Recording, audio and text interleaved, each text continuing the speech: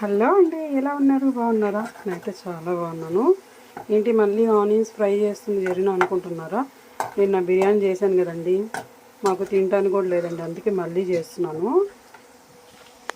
చూడండి, ఎసరు పెట్టాను, బాస్మతి బియ్యం కడిగి పెట్టాను, 1 కేజీనే. చూడండి ప్రాసెస్ ఎలా చేస్తానో మీకు కూడా చూపిస్తాను. చూడండి, 1 కేజీ చికెన్ అండి. జాయింట్లు అయితే 2 వచ్చినాయి మా ఇద్దరు పిల్లలకి. 2 జాయింట్లు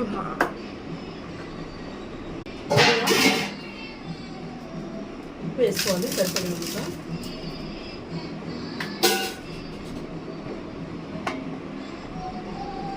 పసుపు, కొంచెం పసుపు ఎక్కువ వేసుకోండి, చికెన్ స్మెల్ రాకుండా ఉంటుంది, నీసు వాసన.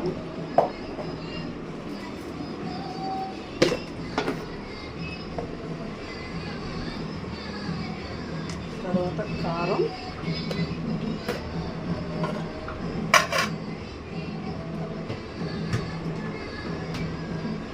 అల్లం పేస్ట్. స్పైసీగా కావాలి అనుకుంటే కొంచెం ఎక్కువ వేసుకోండి.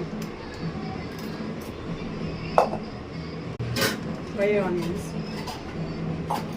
పచ్చిమిరపకాయలు ఇలా చీల్చి వేయండి, ఒక 4-5 పచ్చిమిరపకాయలు, పుదీనా కొత్తిమీర, పెరుగు.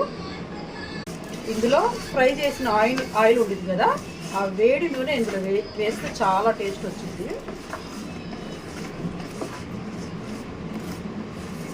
గరం మసాలా, చికెన్ మసాలా వేయాలి. మళ్ళీ నేనైతే 5 రూపాయల ప్యాకెట్ తెచ్చుకుంటాను. కేజీకి అయితే 1 ప్యాకెట్ వేయండి, మీకు కొలతగా బాగుండదు అనమాట, అందుకే చెప్తున్నాను. నాకు ఇలాగే అలవాటు అయింది, ఇలాగే తెచ్చుకుంటాను నేను. చికెన్ మసాలా, ఇంకా ఆయిల్ వేసి ఒక 10 నిమిషాలు, మనకి టైం లేదు కాబట్టి ఒక 10 నిమిషాలు పక్కన పెట్టి ఇంకా దమ్కు పెట్టేస్తాం అన్నమాట. ఈరోజైతే కచ్చి బిర్యానీ చేస్తున్నాం. కచ్చి బిర్యానీ అంటే చూపిస్తాం, మీకు సెకండ్ వీడియో చూపిస్తాను అన్నమాట. చూడండి, మీకు తెలిసిపోయింది. కచ్చి బిర్యానీ అంటే ఈ చికెన్ ఉడకపెట్టకుండా చికెన్ ఇలాగే పొయ్యి మీద పెట్టేసి రైస్ ఉడకబెడతాం కదా, అందులో వేసేసి ఒక 20 మినిట్స్ వరకు హైలో పెట్టేసి దమ్కు పెట్టడం అయిపోయింది కదండి.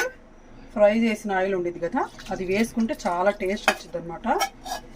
మీరు కూడా ఇలా ట్రై చేయండి, చాలా బాగుండిద్ది. చూడండి, రైస్ వేస్తున్నాను ఇప్పుడే.